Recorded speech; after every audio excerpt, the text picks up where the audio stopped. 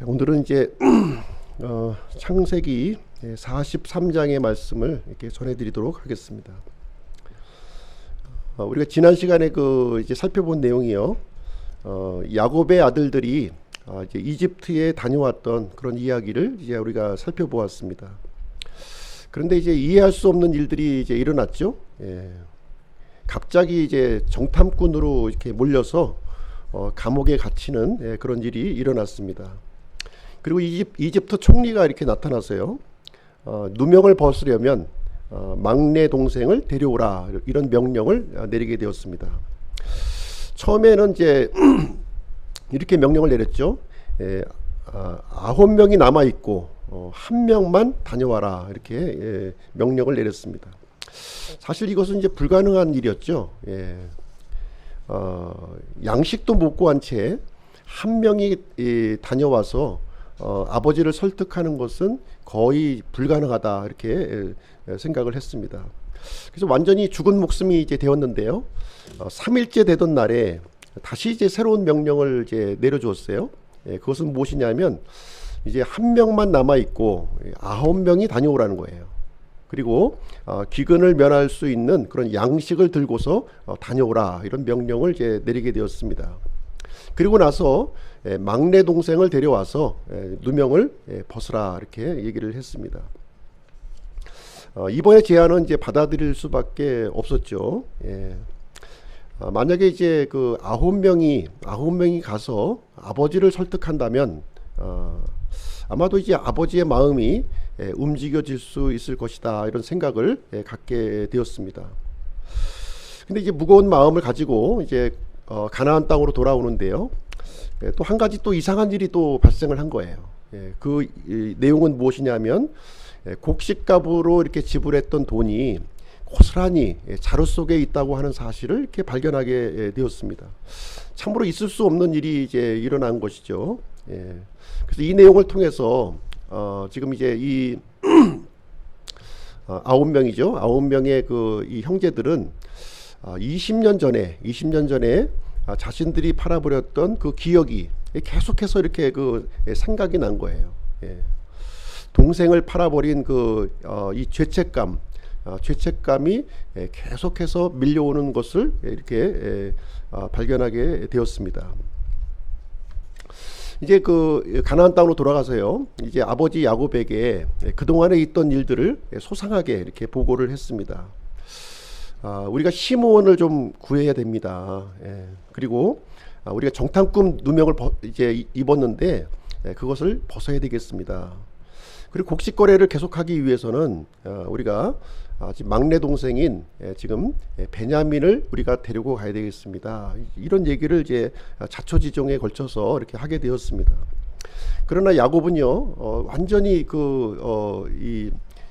완강하게 이것을 이제 거부하고 있죠. 42장 38절을 한번 보겠습니다. 42장 38절.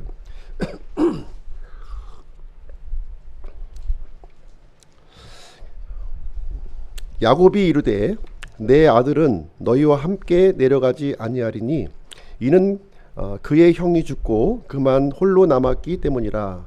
만일 너희가 가는 길에서 악한 일이 그에게 생기면 너희가 내 흰머리를 슬픔과 함께 무덤으로 떨어뜨리리라 하니라. 어떻게 보면요 야곱에게 있어서 이 베냐민은 마지막 보루였어요. 마지막으로 붙들고 있는 그런 보루였습니다. 요셉을 잃었던 경험을 이제 가지고 있었기 때문에 또다시 아들을 잃어버리는 그런 경험을 하기가 싫었던 것입니다. 그것보다도 이제 더 문제가 되고 있는 것은 무엇이냐면 지금 이제 야곱과 이 아들 간에는 신뢰 관계가 완전히 깨져 있다는 거예요. 깨져 있는 모습을 우리는 이제 볼 수가 있는 것이고요. 야곱의 이 말을 통해서 우리가 좀 생각을 해볼 수 있는 것은 무엇이냐면 베냐민을 향해서는 내 아들 이렇게 한 거예요. 베냐민은 내 아들. 그러나 나머지 아들에 대해서는 아들이라는 표현을 사용하지 않고요. 너희들이라고 하는 표현을 하고 있는 거예요. 너희들. 베냐민은 내 아들이었고 지금 이제 이 나머지 아들들은 너희들이라는 표현을 여기서 해주고 있습니다.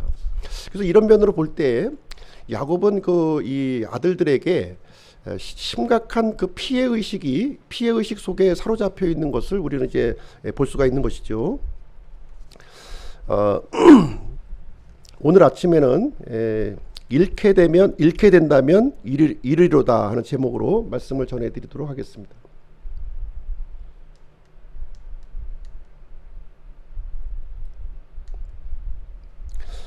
1절부터 2절은 이제 다시 양식을 조금 사오라 는 말씀이고요.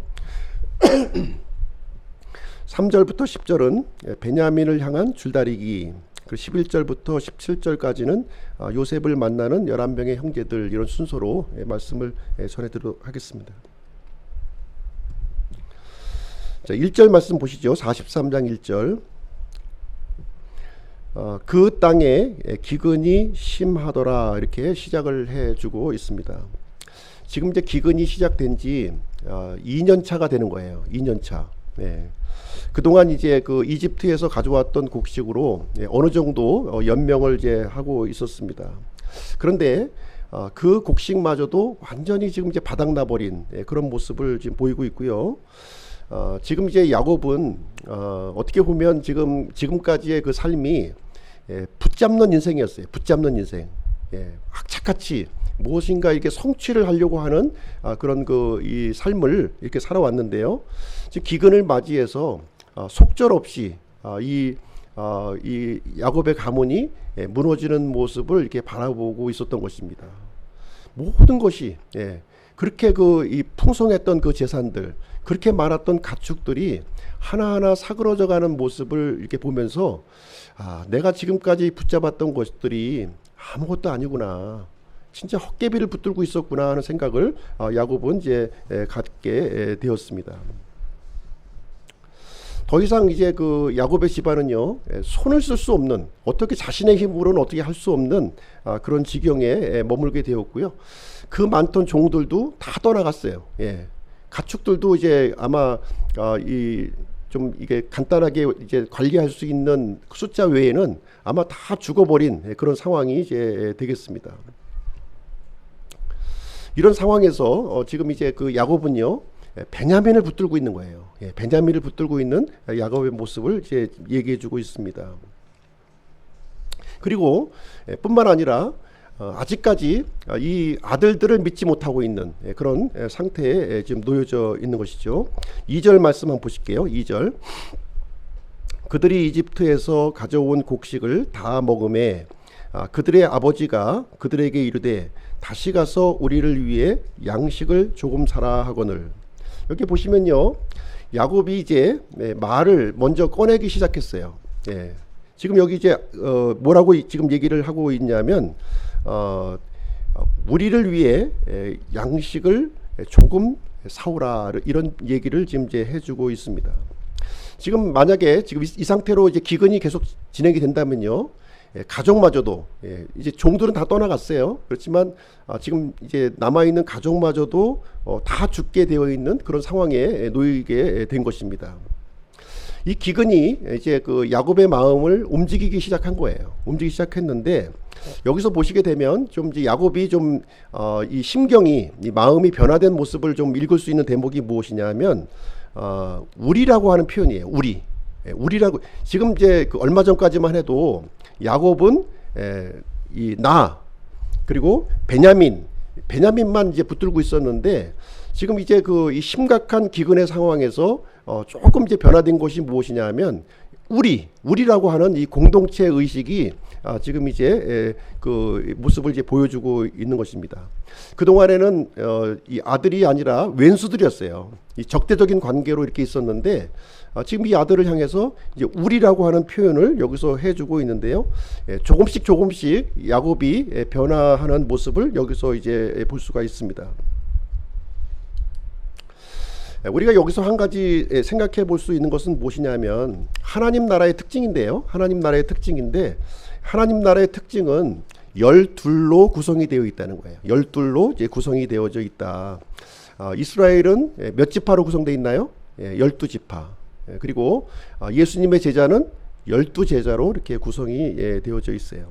그래서 에베소서 2장 20절에 보시게 되면 또 사도들과 대언자들의 기초 위에 세워진 자들인데 예수 그리스도께서 친히 으뜸 모퉁이 돌이이시니라 이렇게 되어 있습니다. 그래서 여기 보시게 되면 이 하나님의 집에 있어서 지금 사도들과 대언자들의 기초 위에 하나님의 집이 세워져 있다 이렇게 얘기를 해주고 있고요.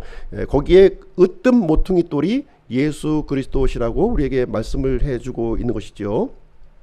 그래서 요한계시록을 보시게 되면 새 예루살렘 성이 나오죠. 새 예루살렘 성이 나오는데 거기에 보시게 되면 그 성문 12개의 성문이 있어요. 12개의 성문에는 지금 이제 그 12지파의 이름이 거기에 기록이 되어 있고요. 그 다음에 12개의 기초가 있는 거예요. 거기에는 누구의 이름이 있습니까? 12사도의 이름이 이렇게 기록이 되어져 있습니다. 지금 이제 야곱에게 있어서 이제 어떤 문제점이 있냐면요. 지금 야곱에게 있어서는 요셉과 베냐민만이 자신의 아들이라고 생각한 거예요. 그리고 나머지 10명의 아들은 아들로 생각을 하지 않은 거예요. 지금 어떻게 보면 야곱과 하나님은 서로 이렇게 이 다투고 있는 모습을 이제 보여주고 있는 거죠. 하나님께서 이렇게 나를 통해서 이렇게 복을 주시고 큰 민족을 이루어 주신다고 했는데 지금 10명의 아들은 아무리 생각해도 아닌 것 같습니다. 그런 거예요. 야곱의 입장에서. 루벤을 보시죠. 루벤은 지금 그 아버지의 이 아내였던 이 빌하와 이렇게 이렇게 동침을 한 그런 일을 저질렀고요. 그 다음에 이 시몬과 레위는 이 세겜 족속들을 아주 잔인하게 이렇게 죽였던 그런 인물이에요. 그리고 유다는 또 어떤 인물입니까? 또 이 가나안 땅에 가서 이 자기 며느리하고 이렇게 부적절한 관계를 이제 맺는 것을 볼 때 나머지 아들도 뭐 마찬가지예요. 나머지 아들도 아무리 생각해도 하나님 얘네들은 아니에요 하는 생각이 갖고 있는 겁니다. 그래서 야곱에게는 내 아들은 요셉은 이미 이제 하나님께서 데려가셨고 지금 남아있는 이 베냐민이 내 아들입니다는 생각을 고집하고 있는 것이고요. 하나님께서는 어떤 계획을 갖고 계시냐면 12를 지금 이제 하나로 만들 계획을 갖고 계신 거예요. 지금 계속 부딪히고 있는 거죠. 그래서 하나님께서 야곱의 마음을 조금씩 움직이는 일을 이제 진행하고 있는 것이고요. 이 일을 위해서 결정적인 역할을 하기 위해서 요셉을 지금 어디로 보냈습니까? 앞서서 이집트로 지금 보내 있는 거예요. 지금 하나님의 일이 진행되고 있는 것이고 아직까지 이 야곱은 하나님과 다투고 있는 모습을 지금 이제 보여주고 있는 그런 상황이 이제 되겠습니다. 자, 3절부터 10절을 보실 텐데요. 그 중심에 베냐민이 있다는 거예요. 베냐민이 있다는 것을 여기서 이제 말해주고 있습니다. 3절 4절 한번 보실게요. 3절 4절 유다가 그에게 말하여 이르되 그 사람이 엄중히 우리에게 단언하며 이르기를 너희 동생이 너희와 함께하지 아니하면 너희가 내 얼굴을 보지 못하리라 하였으므로 아버지께서 우리 동생을 우리와 함께 보내시면 우리가 내려가 아버지를 위해 양식을 사리이다. 여기 보시면 이제 누가 등장하고 있냐면 유다가 지금 이제 등장하고 있어요. 유다가 이제 등장을 하고 있는데 유다의 말을 이렇게 우리가 좀 유심히 살펴보게 되면 이 유다는 요셉이 한 말을 마음속에 이렇게 간직하고 있는 모습을 우리는 보게 되는 거예요. 지금 이 3절과 5절 말씀을 보시게 되면 어떤 표현을 지금 이제 해주고 있냐면 이제 요셉이 이제 들었던 말이죠. 요셉이 했던 그 말을 얘기해주고 있는데 너희 동생이 너희와 함께 하지 아니하면 그래서 너희라고 하는 표현을 이제 계속 유다는 마음속에 걸렸던 거예요. 그 표현이. 그래서 지금 4절 말씀에 보게 되면 이제 유다는 아버지 앞에서 어떤 얘기를 하게 되냐면요. 이 베냐민에 대한 태도가 바뀌어졌다는 거예요. 그동안에는 아버지는 이제 이 10명의 아들을 이제 아들로 취급하지 않았고요. 이 10명의 아들은 베냐민을 동생으로 취급하지 않았던 거예요. 그런 상황이었는데 지금 베냐민에 대한 태도가 지금 이제 바뀌어진 모습을 여기서 이제 얘기해 주고 있어요. 베냐민을 향해서 어떻게 얘기하고 있냐면 우리 동생이 우리와 함께하지 아니하면 이렇게 해서 우리라고 하는 우리라고 하는 표현을 여기서 이제 해주고 있죠. 그래서 지금 이제 그 아버지 야곱도 지금 이제 이 기근을 맞이해서 우리라고 하는 표현을 얘기해주고 있고요. 지금 유다도 아버지의 말을 받아서 지금 하고 있는 말이 무엇이냐면 우리라고 하는 표현을 여기 이제 해주고 있는 내용이 되겠습니다. 그래서 지금 이제 그 유다는 조금 더 이렇게 이 아버지와의 관계를 이렇게 회복할 수 있는 이 그 단계로 좀 한 걸음 좀 나아가고 있는 모습을 여기서 이제 보여주고 있는 것이죠. 5절 한번 보겠습니다. 5절. 그러나 아버지께서 그를 보내지 아니하시면 우리가 내려가지 아니하리니 그 사람이 우리에게 말하기를 너희 동생이 너희와 함께하지 아니하면 너희가 내 얼굴을 보지 못하리라 하였나이다 하매. 그래서 여기 이제 유다의 태도가 또 한 가지 이제 바뀌어진 모습을 또 보여주고 있는데요. 그것은 무엇이냐면 지금까지 이 아버지 야곱과 이 아들들은 서로 충돌을 하고 있었어요. 베냐민을 우리는 데려가야 되겠습니다. 안 돼. 베냐민은 절대로 안 돼 하면서 야곱과 이 아들들은 계속해서 이제 충돌을 하고 있었어요. 근데 유다는 지금 어떤 모습을 지금 보여주고 있나요? 아버지께서 그를 보내지 아니하시면 우리는 내려가지 않겠습니다. 이렇게 하는 이 아버지 앞에 이렇게 그 자신을 순복하는 그런 태도를 지금 이제 보여주고 있는 거예요. 아버지께서 어떤 결정을 하든 그 뜻을 우리가 따르겠다 이렇게 얘기를 해주고 있습니다. 왜 이런 얘기를 했을까요? 유다의 경우는 이 아버지 야곱의 마음을 이렇게 좀 이해할 수 있는 그런 사람이었다는 거예요. 왜 그러냐면 이 유다는요 3명의 아들이 있었죠. 3명의 아들이 있었는데 2명을 잃어버린 경험을 가지고 있는 거예요. 2명을 잃어버린 경험을 갖고 있었고 지금 1명을 지키기 위해서 이 3번째 아들 셀라를 지키기 위해서 그렇게 애를 썼던 그 유다였습니다. 그렇기 때문에 지금 이제 유다는 아버지의 마음을 조금 이해할 수 있는 그런 상황에 놓여져 있는 것이죠. 그래서 요셉을 잃어버리고 지금 하나뿐인 베냐민만 남아 있는데 베냐민에 대해서 집착하는 이 아버지의 모습이 마음속에 이렇게 공감이 돼 충분히 이해하는 마음으로 지금 이제 유다는 이제 접근을 해주고 있는 것입니다. 6절 말씀 한번 보실게요. 6절. 이스라엘이 이르되 너희가 어찌하여 너희에게 또 동생이 있다고 그 사람에게 말해 이같이 내게 해를 끼쳤느냐 하니. 그래서 이제 여기서 야곱은 이제 좀 원망스러운 거예요. 아들이 아니 왜 이집트에 내려가서 그 총리한테 막내 아들이 있다는 소리를 왜 했느냐는 거예요. 아니 하지 않았으면 그런 일이 없었을 텐데 너희들이 그 막내 아이의 그 존재를 얘기해서 지금 이 상황에 지금 너희들이 이끌고 오지 않았느냐 하는 원망 어린 그 야곱의 말이 여기서 이제 나와 있는 것이죠. 6절 보시게 되면 내게 해를 끼쳤느냐 이렇게 하면서 지금 이제 어떻게 보면 이 원망과 책임을 아들들에게 돌리고 있는 이 야곱의 모습을 이제 보여주고 있습니다. 그런데 여기 6절 말씀을 보시게 되면 야곱을 어떻게 표현하고 있냐면요. 이스라엘이 이르되 이렇게 표현하고 있어요. 이스라엘이 이르되. 이스라엘. 지금 이 야곱을 가리켜서 어떤 때는 야곱으로 어떤 때는 이스라엘로 이렇게 표현을 해주고 있는 것이죠. 서로 혼용해서 지금 이제 사용을 하고 있는데요. 여기서 우리가 야곱과 이스라엘의 표현을 통해서 발견할 수 있는 것이 무엇이냐면 야곱이 이렇게 나왔을 때에는 야곱의 의지가 강력하게 이렇게 작동을 하고 있는 거예요. 그렇죠? 반면에 이스라엘이라고 하는 표현을 했을 때는 누구의 의지가 작동하고 있습니까? 하나님의 의지가 작동하고 있다. 이렇게 보시면 되는 거예요. 야곱이라고 하는 표현을 했을 때는 야곱의 어떤 이 자신의 의지, 아버지로서의 의지가 이제 작동되는 것이고요. 이스라엘이 하는 표현을 했을 때는 하나님의 의지가 지금 여기에 작동되고 있구나 이렇게 이해를 하시면 되겠습니다. 그래서 야곱은 지금 이제 이 현재의 상황을 아들들에게 지금 책임을 돌리고 있어요. 책임을 돌리고 있지만 지금 이제 누구의 의지가 작동되고 있다고요?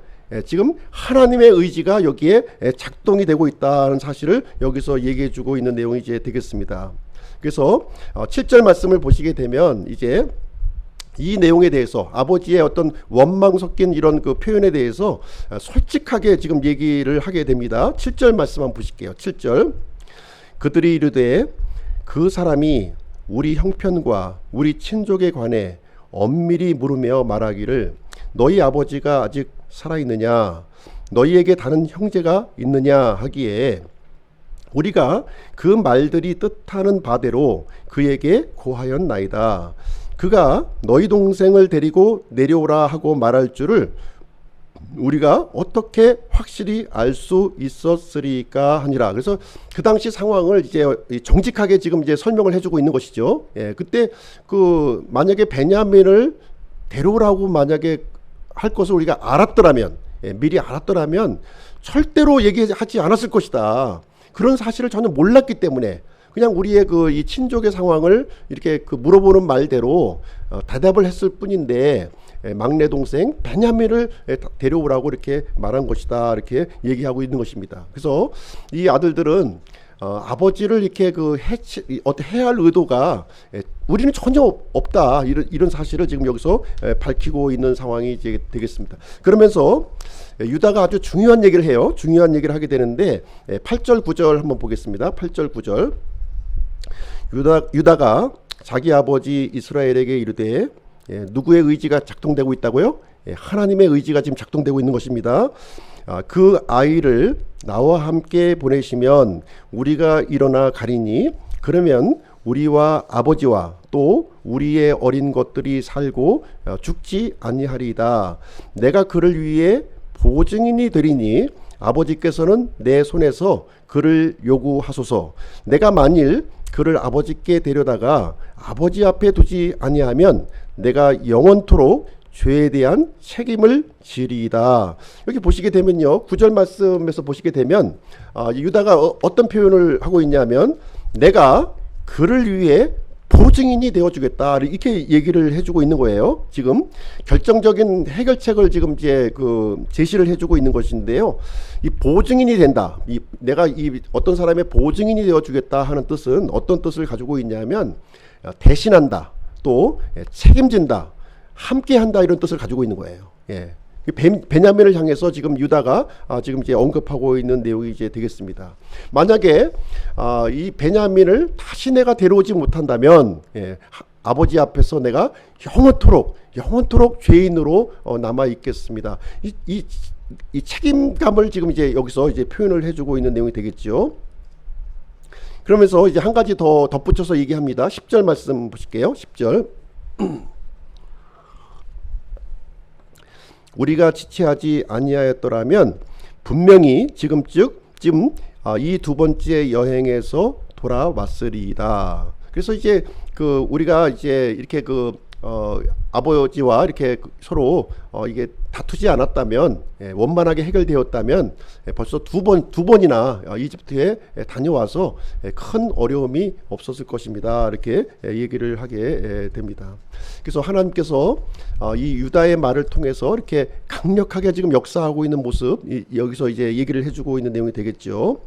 그러면 이제 이 보증이 된다고 하는 이 말을 통해서 야곱이 이제 자신의 뜻을 이제 내려놓게 되는데요. 결국 이제 요셉을 만나는 이야기가 이제 이어지게 됩니다. 11절부터 17절 보시게 되면 이제 이 11명의 이 형제들이 요셉과 상봉하는 이야기가 이제 이어지게 되는데요. 11절 한번 보시겠습니다. 11절. 그들의 아버지 이스라엘이 그들에게 이르되 이제 어쩔 수 없이 그리해야 하거든 이렇게 하라. 이 땅에서 나는 가장 좋은 열매 중 얼마를 너희 그릇에 담아 그 사람에게 예물로 가져갈지니 곧 유향 조금과 꿀 조금과 향료와 물약과 견과와 아몬드니라. 여기 보시면 되면 이제 아마도 그 야곱이요, 그동안 자기가 좀 이렇게 애지중지하고 숨겨놓았던 그 특산물을 아마 이제 내놓는 것 같아요. 그것을 좀 가져가서 이 총리의 그 마음을 부드럽게 하자. 이제 그 뇌물의 의미는 아니고요. 어떻게 보면 이제 선한 뜻으로 이 베냐민을 이제 함께 보내면서 좀 이제 베냐민의 안전을 위한 어떤 그 방책으로 아마 이런 얘기를 좀 해주고 있는 것 같습니다. 근데 아직까지 조금 이제 그 아들에 대한 그 이 생각이 좀 미덥지가 못한 거죠. 좀 미덥지 못해서 제2, 제3의 방책을 좀 이제 여기서 이제 해주고 있는 건데요. 이 모습은 어떤 모습하고 비슷하냐면 이제 야곱이 이렇게 가나안 땅으로 들어왔을 때요. 들어왔을 때 에서를 만날 때 그 방식하고 비슷한 거예요. 그 방식. 참 형 에서를 만나면서 예물을 준비하고 사람들을 보내가지고서 이렇게 그 환심을 살려고 하는 그런 야곱의 모습과 굉장히 유사한 모습을 이제 보여주고 있는 것이죠. 그래서 이 가나안 지방의 특산품을 좀 준비했으면 좋겠다. 그리고 지난번에 너희들이 이 곡식값을 좀 되돌려 가져오지 않았느냐. 그러니까 두 배의 돈을 이렇게 준비해서 가져가는 것이 좋겠다. 이렇게 하면서 이게 아주 이 철저한 조언을 지금 이제 아들에게 지금 해주고 있는 상황이 이제 되겠습니다. 그 내용이 13절, 14절 내용에 기록이 되어 있어요. 13절, 14절 한번 보실게요. 너희 동생도 데리고 일어나 다시 그 사람에게 가라. 하나님 곧 전능자께서 그 사람 앞에서 너희에게 긍휼을 베푸사 그가 너희의 다른 형제와 베냐민을 보내게 하시기를 원하노라. 내가 내 자식들을 잃게 된다면 잃으리로다 하니라. 여기 이제 14절에서 이제 그 야곱이 하는 말이요. 잃게 된다면 잃으리로다 하는 표현을 여기서 해주고 있습니다. 지금 야곱의 입장에서는 참 그 자신의 생명과 같은 이 베냐민을 지금 이제 내려놓는 거예요. 지금 이제 내려놓는 것입니다. 그러면서 지금 이제 그 야곱이 어떤 지금 이제 말을 하게 되냐면 전능자 하나님을 부르는 거예요. 전능자 하나님을 여기서 부르고 있습니다. 어떻게 보면 지금 잃게 된다면 잃으리로다 하는 표현이 자포자기하는 것처럼 보여요. 그냥 뭐 죽으면 할 수 없지 이런 뜻이 아니라는 거예요. 지금 그런 뜻이 아니라 이 베냐민은요 야곱에게 있어서는 진짜 자신의 분신과 같은 그런 존재예요. 절대로 이 아이의 생명만큼은 지켜야겠다고 하는 이 아주 절체절명의 마음이 있는 거예요. 그러면서 야곱의 이 태도와 생각이 지금 바뀌어지고 있는데요. 그것은 무엇이냐면 전능자 하나님을 붙들었다는 거예요. 이것이 굉장히 이제 중요한 의미를 이제 가지고 있는 것이죠. 사실 이제 그 동안에는 야곱이 전능자 하나님으로부터 이렇게 도망쳐 왔었던 거예요. 계속. 왜 그렇습니까? 자신이 사랑했던 사람을 하나씩 데려간 거예요. 야곱이 가장 사랑했던 사람이 누구였냐면 바로 라헬이었어요. 라헬이었는데 그 사랑하는 여인을 데려가 버린 거예요. 그리고 라헬에 이어서 또 야곱이 가장 아꼈던 아들이 있었는데 누구냐면 바로 요셉이었어요. 요셉마저도 데려간 거예요. 요셉마저. 그 전까지는 이 야곱이 전능자 하나님을 붙들었어요. 그런데 이 하나님을 못 맺겠는 거예요. 이제는 그 하나뿐인 이 베냐민 내가 지켜야 되겠다. 내가 하나님 좀 비켜 서세요. 내가 지키겠습니다 하는 마음을 가지면서 사실 이제 요셉이 지금 이제 어떻게 보면 야곱 입장에서는 죽은 자식이죠.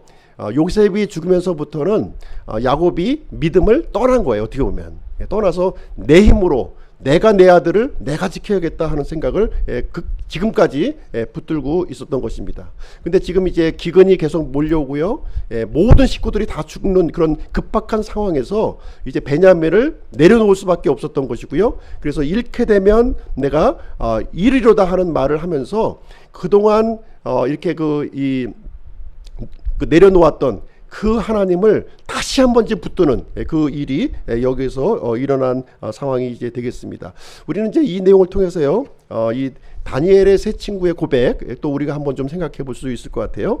그리 아니하실지라도 또 에스더의 고백도 우리가 또 생각해 볼 수 있습니다. 죽으면 죽겠다는 말이 아니에요. 죽겠다는 말이 아니라 하나님을 내가 죽음으로 내가 붙들겠다 하는 이 강력한 믿음의 고백이 여기에 있는 것이고요. 지금 이제 야곱이 잃게 되면 잃으리로다 하는 것은 하나님을 전심으로 내가 붙들겠다고 하는 그 믿음의 그런 전환점을 여기서 얘기해 주고 있는 내용이 되겠습니다. 그래서 하나님께서는, 전능자 하나님께서는 더 큰 계획이 있을 수 있다는 거죠. 예, 그 큰 계획 앞에서 내가 그 하나님의 뜻에 내가 굴복하고 수용하겠다 하는 그런 뜻을 여기서 가지고 있는 것입니다. 자, 전능자 하나님에 대해서 좀 살펴볼게요. 전능자 하나님을 보시게 되면 야곱은 전능자 하나님과 굉장히 연관이 많이 있습니다. 이 하나님을 전능자 하나님으로 처음으로 계시한 때가 언제냐? 아브라함에게 계시한 거예요. 아브라함. 예. 창세기 17장 1절 한번 보시겠습니다. 창세기 17장 1절. 아브라함이 99세였을 때 주께서 아브라함에게 나타나 그에게 이르시되 나는 전능자 하나님이니 너는 내 앞에서 걸으며 완전할지니라. 이렇게 하면서 최초로 아브라함에게 자신을 전능자 하나님으로 이렇게 계시를 해주셨어요. 그 다음에 누구에게 계시를 해주었냐면 이삭에게 계시해 준 거예요. 이 전능자 하나님을. 창세기 28장 3절에 보시면 이삭이 이제 야곱이 그 하란 땅으로 떠날 때, 그때 야곱을 축복하는 장면이에요. 축복하는 장면에서 전능자 하나님을 여기서 부릅니다. 창세기 28장 3절을 보시게 되면 하나님 곧 전능자께서 내게 복을 주셔서 너를 다산하게 하고 번성하게 하사 내가 수많은 백성이 되게 하시며, 그러면서 여기 이제 그 야곱과 이제 이삭과 관련해서 전능자 하나님이 이제 언급되고 있고요. 세 번째로 이 야곱에게 직접 전능자 하나님으로 또 나타나신 거예요. 언제요? 베델에서. 베델에서 이제 전능자 하나님으로 이렇게 나타나셨습니다. 창세기 35장 11절인데요. 창세기 35장 11절을 보시게 되면 하나님께서 그에게 이르시되 나는 하나님 곧 전능자니라. 다산하고 번성하라. 민족과 민족들의 무리가 내게서 나고 왕들이 내 허리에서 나오리라. 이렇게 약속의 말씀을 주신 거예요. 이 약속의 말씀이 나온 뒤에 바로 그 순간에 어떤 일이 일어났습니까? 루벤이 비라와 이렇게 통과를 한 거예요. 예. 그리고 이 시므온, 레위, 그 아주 그 잔인한 이 아들이 또 나타났고, 그래서 이 하나님의 이 말씀을 받아들이지 못한 겁니다. 받아들이지 못한 거예요. 그러나 지금 이제 베냐민을 내려놓으면서 이 아들들과 다시 한번 이 회복의 시간을 가지면서 이 전능자 하나님을 다시 이제 붙드는 그 내용이 여기에 이제 기록이 되어 있는 것입니다. 어떻게 보면요, 이 전능자 하나님께 지금 굴복한 거예요. 이 굴복하고 있는 야곱의 모습을 여기서 이제 보여주고 있습니다. 자, 15절 말씀 보실게요. 15절.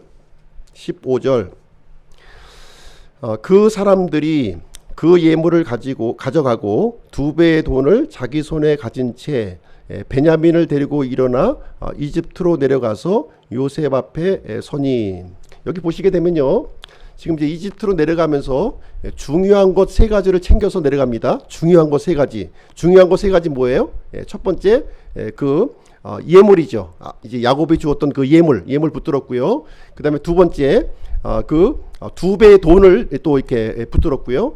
세 번째로 제일 중요한 것 베냐민을 붙들고 지금 이제 이집트로 내려가서 요셉을 만나게 되었다, 이렇게 얘기하고 있습니다.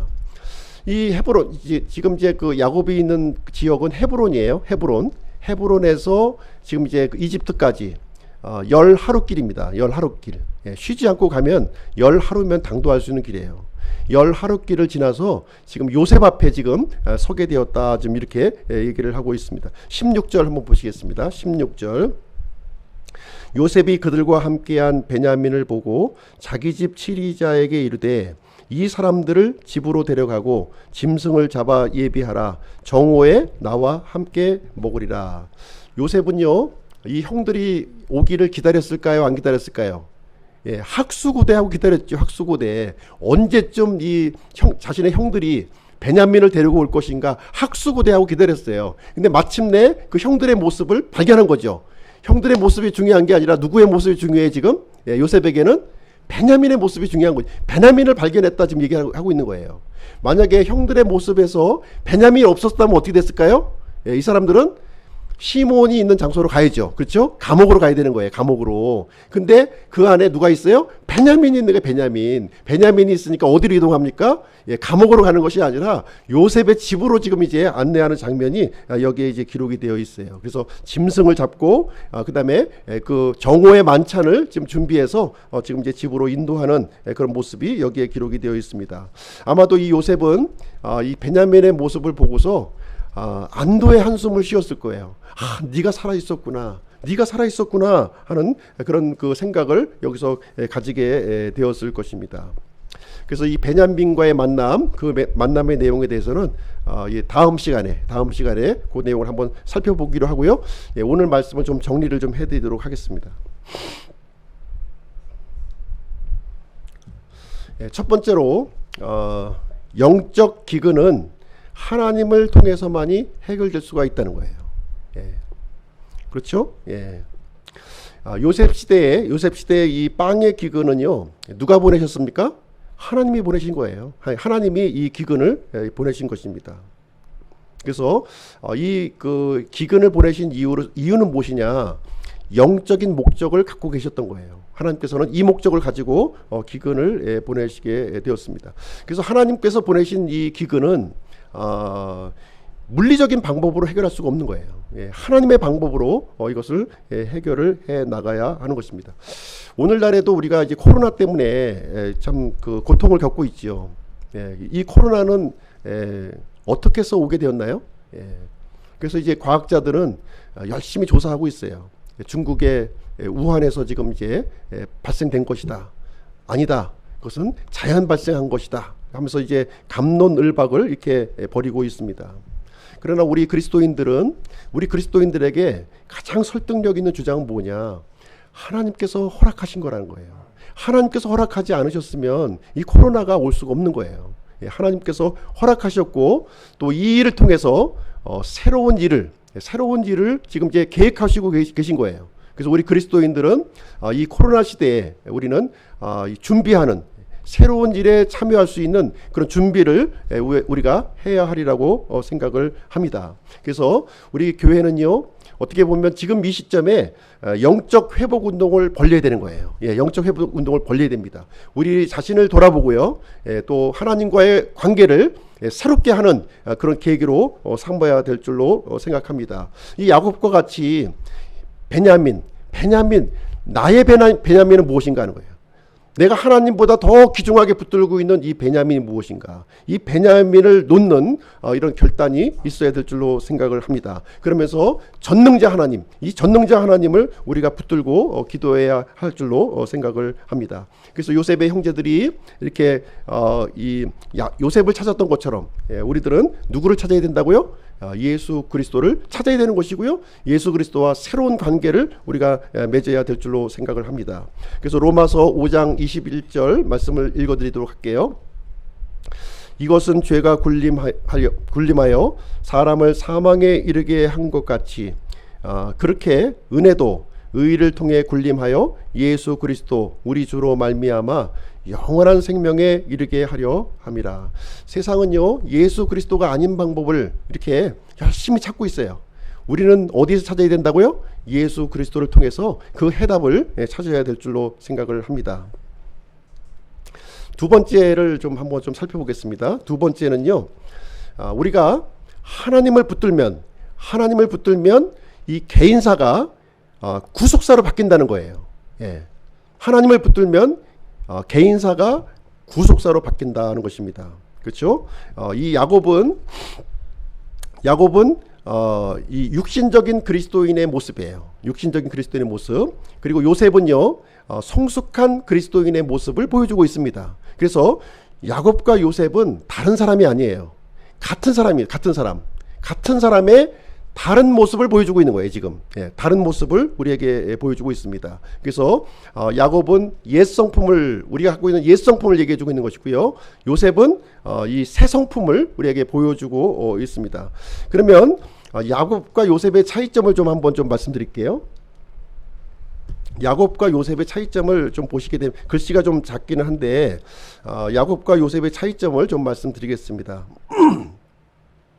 출생을 보시게 되면 야곱은 이삭의 두 번째 아들로 출생을 했어요. 그렇죠? 그리고 요셉은 야곱의 11번째 아들로 이렇게 출생을 했습니다. 성장 과정을 이렇게 보시게 되면 야곱은 형 에서와 함께 계속 경쟁 관계로 이렇게 성장을 해 나갔습니다. 반면에 요셉은요, 아버지 야곱의 사랑받는 그런 아들로 이렇게 성장을 해 나갔습니다. 이 두 사람의 영적 경험을 한번 보실게요. 영적 경험을 보시게 되면 야곱은 엄청난 그 경험을 한 거예요. 예, 야곱의 경우는 직접 계시를 받았고요. 하나님으로부터 직접 계시를 받았고 이 가나안 땅을 떠날 때 그 사닥다리 꿈을 직접 보았습니다. 그리고 이 또 다시 그 가나안 땅으로 돌아왔을 때는 야복강에서 주의 천사와 씨름하는 그런 경험을 하게 되었고요. 그리고 이 베델에서는 이 베델의 하나님, 베델의 하나님을 통해서 이 그 하나님의 언약을 다시 한번 새롭게 이렇게 갱신하는 그런 경험을 갖게 되었습니다. 반면에 그 요셉의 경우는요, 특별한 경험이 없어요. 영적인 경험 없습니다. 17살 때 두 번의 꿈을 꾼 것, 그것이 전부예요. 요셉은 별 특별한 경험이 없습니다. 그런데 이 두 사람의 공통점은 고난을 많이 받았다는 거예요. 고난을 대처하는 방법을 한번 보겠습니다. 야곱의 경우에 있어서는 이 고난이 닥쳤을 때 어떤 태도를 보였냐면 그냥 도망쳤거든요. 예. 고난을 내가 대처하려고 하는 것이 아니라 고난을 피해서 도망가는 일을 이렇게 했습니다. 그리고 야곱의 믿음은 어떤 믿음이냐면 자기중심적인 믿음이에요. 예. 예. 이 모든 일의 해석을 하나님 중심으로 해석했던 것이 아니라 내 중심으로 모든 것을 이렇게 해석하는 모습을 보여주고 있습니다. 그래서 야곱은 철저히 이렇게 피해의식 속에서 살아간 거예요. 너희들 때문에 그래, 환경 때문에 그런 거야 하면서 모든 것을 다른 사람에게 책임 전가하는 모습으로 살아가고 있는 이 모습을 보여주고 있습니다. 반면에요, 요셉의 경우는 어떤 모습을 보여주고 있나요? 이 고난이 닥쳐왔을 때 이 17살의 나이에 엄청난 고난을 겪었잖아요. 그럼에도 불구하고 이 고난을 정면으로 부딪혔다는 거예요. 요셉의 경우는. 그리고 요셉의 믿음은 철저히 하나님 중심의 믿음이었어요. 하나님 중심으로 그 자신에게 일어난 모든 일들을 해석했다는 거예요. 해석하는 모습을 보여주고 있고요. 그리고 하나님의 섭리에 자신의 그 뜻을 순복하는 그런 모습을 요셉은 보여주었습니다. 그 결과는 어떤가요? 그 결과를 한번 보시게 되면 야곱의 경우에 있어서는 굉장히 많은 재산을 얻었습니다. 예, 라반의 집에서 또 가나안 땅에 들어와서 많은 재산을 이렇게 축적을 했어요. 그럼에도 불구하고요, 야곱은 모든 인간 관계가 파탄이 나버린 거예요. 예, 심지어 아들조차도 믿을 수 없는 그런 상황에 직면하게 되었습니다. 그래서 야곱의 그 목표는 무엇이었냐면, 비록 하나님께서 이 야곱을 통해서 이렇게 그 많은 이 민족을 이루고 왕들을 나오게 한다고 약속을 해주셨지만, 야곱의 관심은 뭐예요? 눈에 보이는 거, 내 가문이 이렇게 중요한 목표가 되었습니다. 반면에 요셉의 경우는 어떤 그 결과를 가졌나요? 요셉에게는 하나님께서 요셉의 삶을 형통하게 해주셨다는 거예요. 형통하게 해주셨다. 그리고 요셉은요, 가는 곳곳마다 이 사람들로부터 인정받는 삶을 사는 거예요. 보디발의 집에 있을 때나 또 감옥에 갇혀 있을 때나 또 총리로 있을 때나 항상 인정받는 그런 삶의 모습을 가지고 있었고요. 지금 이 요셉은 또 하나님의 일에 쓰임을 받았다는 거예요. 그 도구로, 이 통로로 쓰임 받는 모습을 여기서 보여주고 있습니다. 그래서 어떤 차이점이 있나요? 야곱은 그냥 하나님이 없는 이 개인사로 머물러 있었던 거예요. 그러나 요셉의 삶은 이 하나님을 개입시킴으로 말미암아 이제 이 구속사로 이렇게 이어지는 모습을 우리가 이제 볼 수가 있는 것입니다. 그래서 우리는 그 결단을 할 필요가 있는 거예요. 야곱과 같이 하나님 없이 내 노력으로 살 것인가.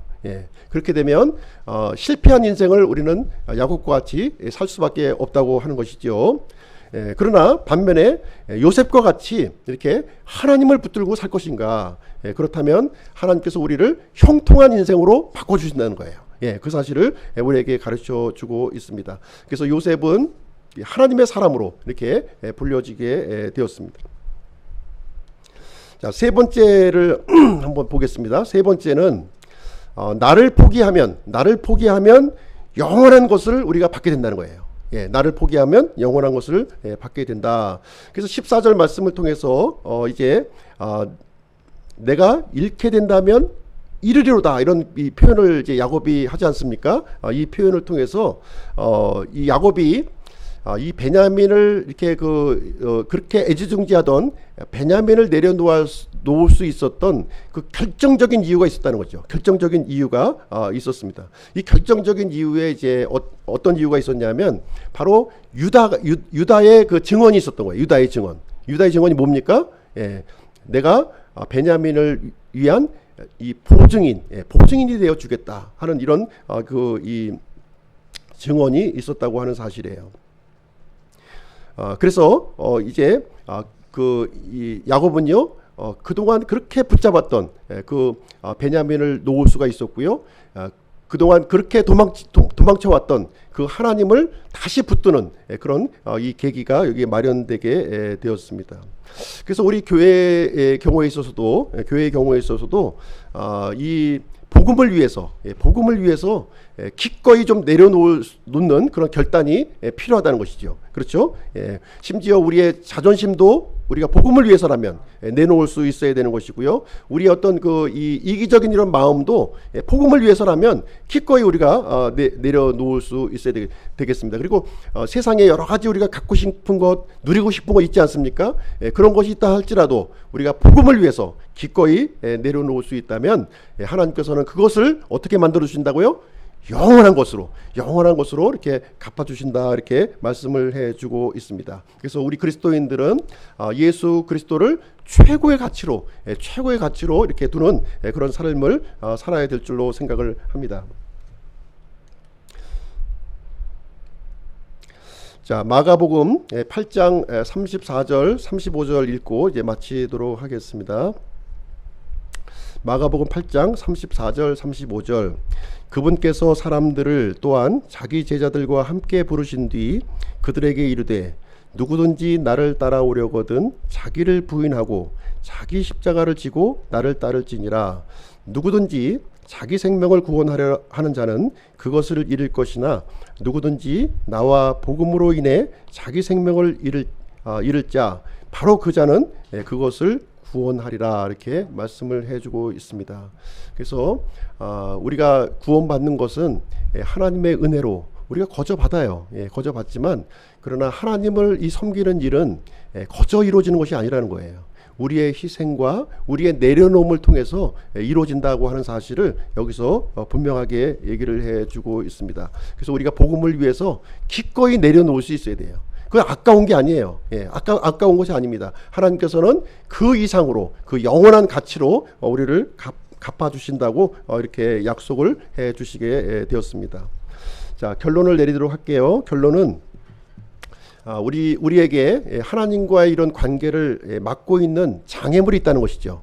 베냐민과 같은 장애물이 있는 거예요. 이런 것들을 우리가 과감하게 제거하는 그런 결단이 필요할 줄로 생각합니다. 그래서 예수 그리스도와 함께 늘 동행하고 승리하는 우리 기쁨교회 성도님들이 되시기를 주님의 이름으로 축복드립니다. 기도하고 마치도록 하겠습니다.